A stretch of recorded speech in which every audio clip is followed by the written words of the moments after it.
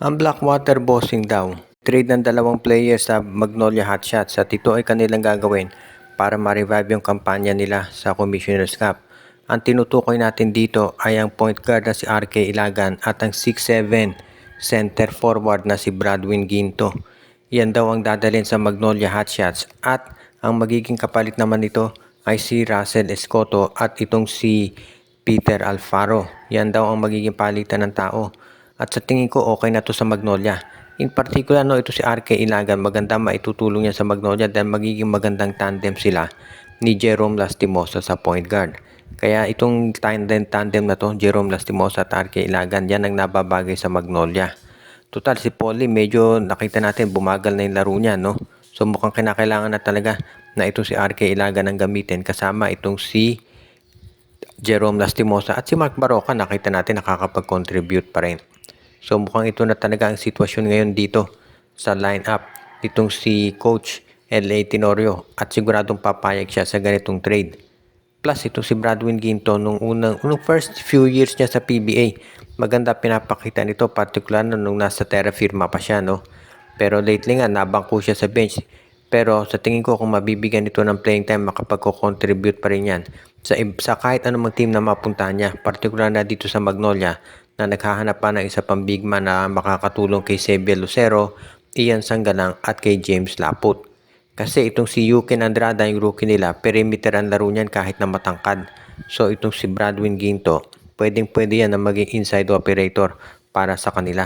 At yan siguro dahilan kung ba't gusto siya ni Coach L.A. Tenorio na kasama doon sa trade na gagawin nila. So itong move na to ni Coach L.A. Tenorio, makatutulong yan talaga dito sa Magnolia para naman magkasunod-sunod na yung panalo nila sa Commissioner's Cup. Sinabi ng Terra Firma Jeep na babawi sila pagkatapos ng mga sunod-sunod nilang talo dito pagkatapos nilang tambakan ng Phoenix. Actually, isa pa lang yung talo ng Terra Firma.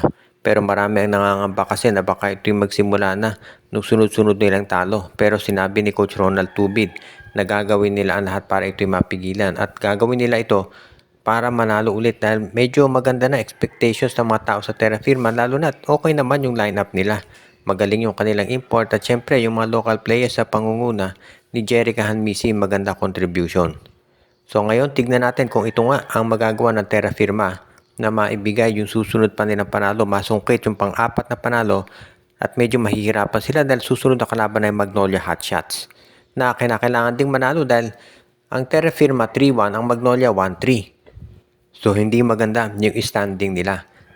Kaya nga ngayon kung ikaw itong Magnolia, kinakailangan mo ng manalo at kung ikaw naman itong Terra Firma Jeep, gusto mo ma-sustain yung iyong panalo para maging mas maganda yung kalalabasin nito sa standings. Kaya nga ngayon kung ikaw naman itong si Coach Ronald Tubid at Jeff Napa, ang kinakailangan dito maging mataas yung moral ng mga players.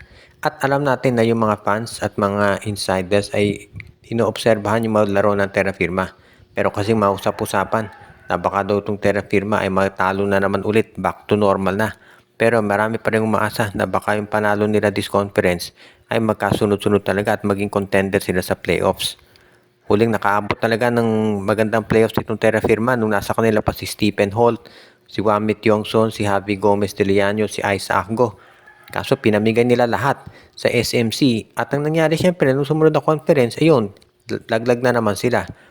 At ngayon mukhang kinakailangan daw ng Terra Firma na syempre pakita na sila seryoso na talaga dito sa kagustuhan nila na manalo ng mga laro sa PBA.